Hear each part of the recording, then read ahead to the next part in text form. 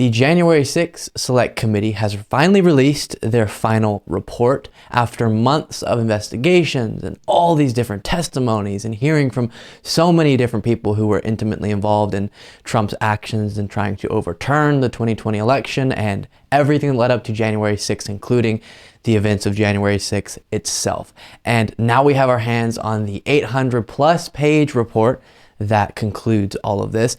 As the days go by and we're able to comb through all the different information, we'll be giving you different interesting pieces of information. We already have some to look through today. As you can see here, this is the big fat report with all sorts of fascinating insights in it. Lots that have been touched on in some form or another during the public hearings and reporting about the January 6th Select Committee, but some completely not yet reported on, as is this piece of information. So Donald Trump, of course, was making all these claims and acting like he believed them. Seems to be the case that even he, as we've discussed previously, didn't even believe his own lies, but he kept telling them. Didn't even believe the lies of those around him, but he kept perpetuating those lies because he wanted to stay president so bad, even though he lost. Mediaite has an interesting section from the report highlighted here where Sydney Powell, Trump's lawyer at the time, or then she started saying she wasn't actually his lawyer because she was so crazy and Trump didn't want to be associated with her. But at the time, she was helping Trump in perpetuating all these lies and was going on TV and talking about all these different things. And Trump, during a conference call with her, muted the phone and looked around at the people who were in the room while she was on the phone and said, "This does sound crazy, doesn't it?" So look at this interesting part of the report. She pointed a finger at Dominion, claiming its software was created in Venezuela at the direction of Hugo Chavez to make sure he never lost an election. And Giuliani echoed her claims.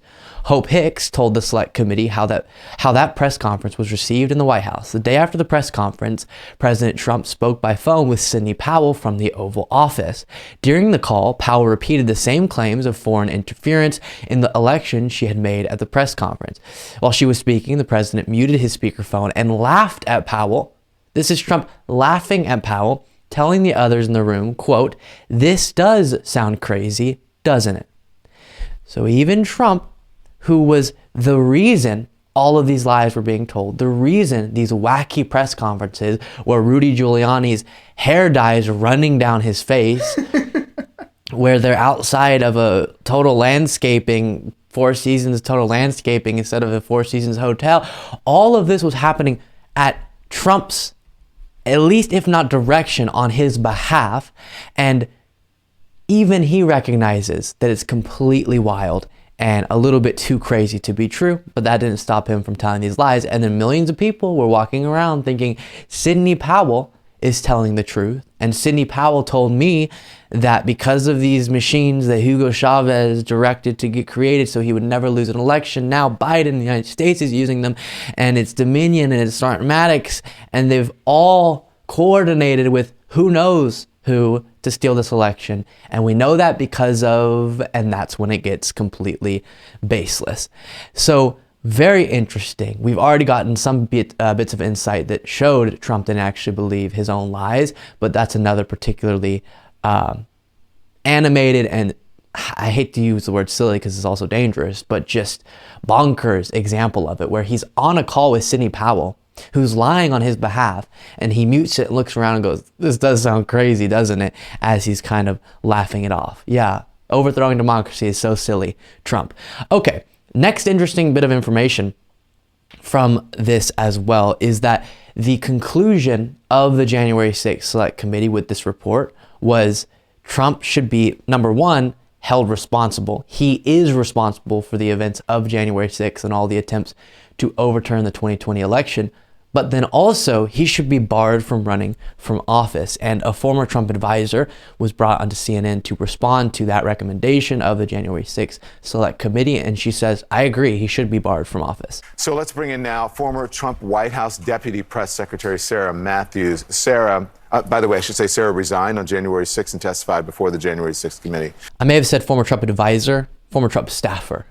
Sarah, good morning to you. Thank you for joining us. This is an extensive report, no doubt. The committee places the blame right at the feet of the former President Trump for this insurrection, and they conclude that he should be barred from office. Do you believe that this report is the next step in accountability for the former president? And do you agree that he should be barred from office? I do agree with that assessment. I think that the report shows that this was a very orchestrated effort by Trump and his co-conspirators to try to overturn the election, and that on January 6th, it played out exactly how Donald Trump wanted it to.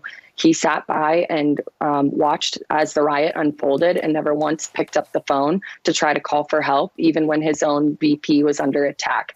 And so I do think that he shouldn't hold office ever again. And I hope that this report now, that DOJ will have all of the evidence that the committee has collected, will go forth and hopefully do something with it. Agreed. In a reasonable world, a president who lost an election and tried to stay president, leading to a violent mob attack in the Capitol based on those attempts and those lies, should not be able to then turn around and say, put me back in that same position of power that I abused to try to do some terrible, terrible things and break down our democratic process. Like I said, we'll continue to dive into all these different interesting bits, and we have lots more to discuss. Thank you so much for watching. If you want to be a part of what makes this show possible, plus get access to the full video version of the show hours before any of the clips are uploaded to YouTube, plus get a full extra show every single Saturday, you can do so by going to patreon.com/Luke Beasley. That's patreon.com/Luke Beasley, and there's a link in the description.